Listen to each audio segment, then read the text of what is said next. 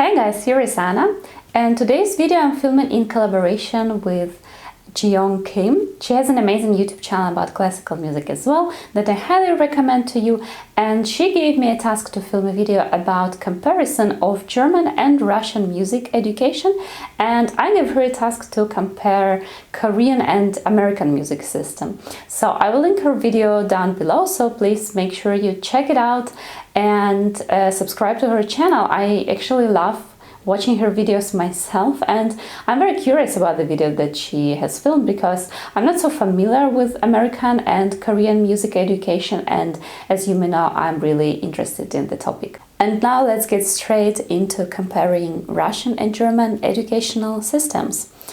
So, as you may know, I studied in music universities both in Germany and in Russia, which gives me an opportunity to compare these two educational systems. The first thing I have to admit here is that being where I am at the moment, I definitely can say that I enjoyed the process of studying more in Germany, but I got my most knowledge from Russia.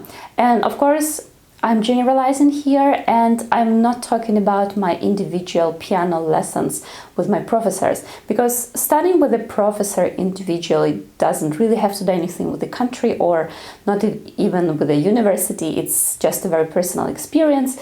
But as I said, in general, when I'm talking about the whole system, I just enjoyed being a student in Germany more, but I learned more from Russia. If I talk about the organization of learning processes, let's say, and about the whole system, I think Russia definitely has got a point there. So as you may already know from my other educational videos, we have an incredibly well organized and structured and complex system of music education in Russia. We have these 3 steps music education, which includes at least 7 years of music school, 4 years of music college, and 5 years of music university.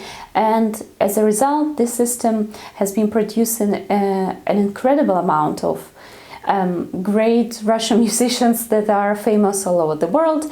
Germany, unfortunately, does not have this system. As a result, 30 to 50% of students in music universities in Germany are foreigners, and if we talk about pianists, I would say the percentage is about 90 to 95% of foreigners, just because German kids and teenagers unfortunately did not get this systematic music education and preparation for entering music universities, as most of Russian and, I guess, Asian pianists did.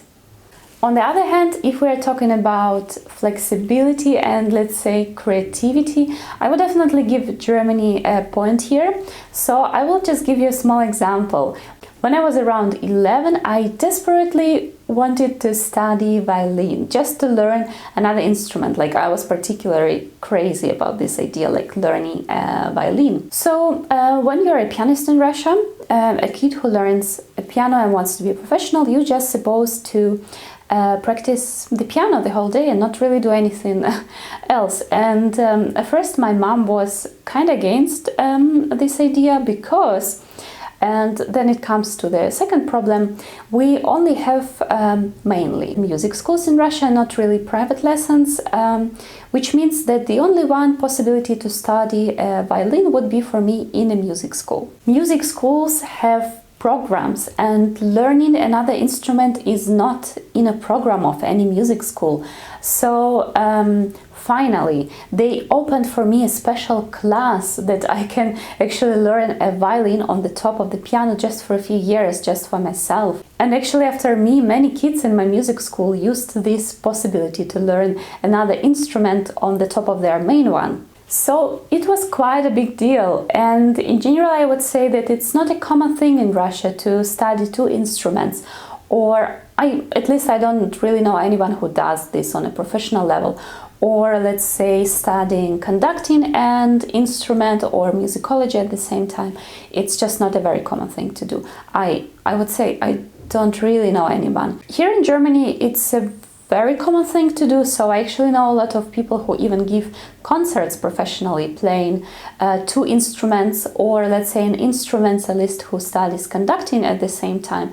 is quite a normal thing to do, which I absolutely support. As another example, we have a prescribed plan of music education, okay? Every step of your musical programs is planned in advance, including the programs that you will play and exams that you have to pass, which is sometimes a good thing, sometimes not really, because it's quite difficult to think out of the box and to do something differently, which I believe is one of the most important things when you actually want to reach a successful career.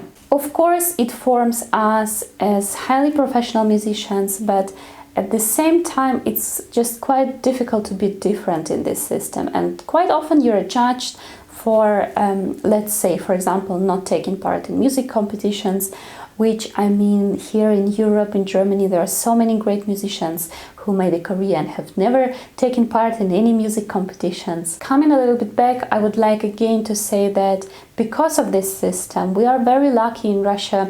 Let's say starting playing chamber music at a very young age, normally at 10, 11, sometimes even earlier, we have a possibility to take lots of lectures, as actually we're obliged to do lectures such as solfeggio, music history, theory, harmony, singing in a choir, which just gives us an extremely different experience, and collecting this experience and of course taking part in competitions and playing concerts starting at a very young age. And yeah, normally I would say we can do that almost every 2 weeks, and collecting this experience just gives us completely different possibilities when we enter music universities, comparing to, let's say, German kids who only start with these things when they already enter the music university. But at the same time, it doesn't really give you any choice of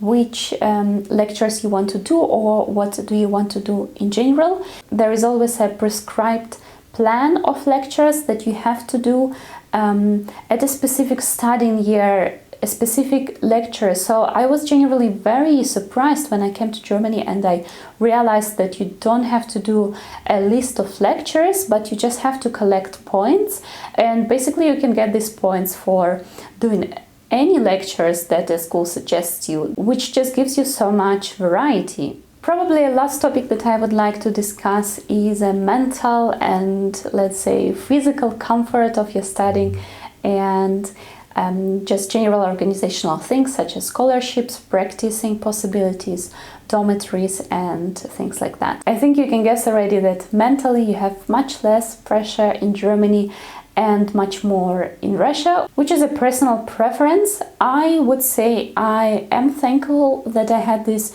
pressure for some period of my life, but I would like to have it again. The education is basically for free in both of these countries, with a small exception that in Russia the education is for free only for Russians, and in Germany also foreigners can get the same conditions. Plus, in Germany you can also get a small scholarship that will cover your living costs partly, even if you're a foreigner. And in Russia we don't have such scholarships even for Russians. I quite like a system of renting shared apartments in Germany, where you can rent just a room for yourself and share the whole flat with other students. We don't really have this system in Russia. Plus, the living costs are extremely expensive in Russia in comparison for what you can earn as a student and having a student job. So very often students have to work a lot and not really have enough time to study, unfortunately. So most of the time students in Russia end up living in a dormitory that is for free, as I did, for example. There are often up to 4 or 5 people living in one room in dormitory, and very often also practicing all together in one room, which is crazy and unfortunately has a big impact on our mental health. Plus, of course, the quality of practice possibilities of grand pianos and of the amount of time that you can get in the school practicing is of course much better in Germany than in Russia. So guys, that was an overview comparison of 2 completely different music educational systems of Russia and Germany. I can actually talk about this topic a lot, but I hope you got already some overview, and don't forget to check the video of Jeeyoon about American and Korean educational system, which I'm gonna check by myself right now. And see you in the next video here on my channel, and goodbye.